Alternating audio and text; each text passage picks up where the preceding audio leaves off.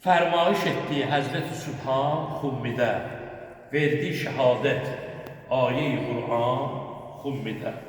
Ya eyyühel Resul yetişim Ahmet'e o da şövgiyle verdi ümmete ferman Hummi'de. Cibril de açtı şehbenini erş-i ferşide.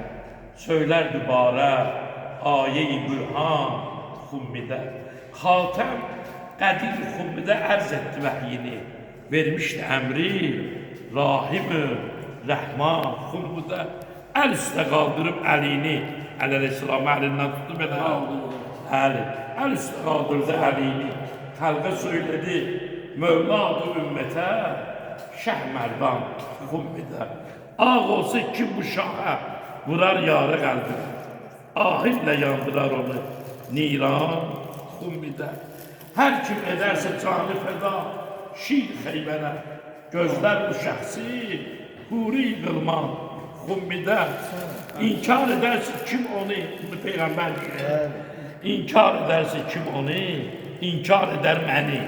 Baktır bilinsin, əsl Müslüman Hummi'de. Min kelam nazil olur şer-i Heydərə.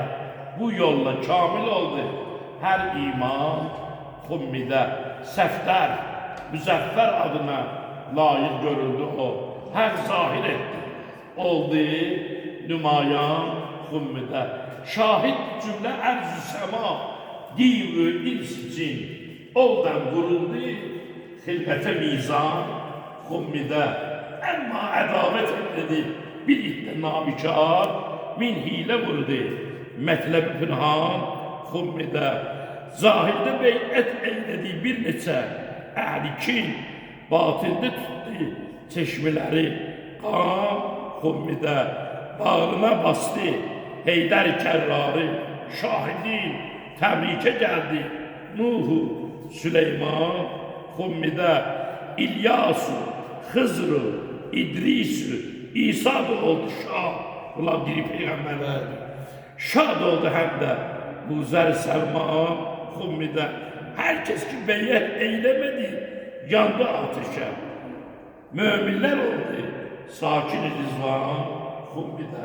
Sultan Ali deyip tuttu rahi eş, ey kaş olaydı, şahine kurban Hummi'de, ey kaş olaydı, şahine kurban Hummi'de.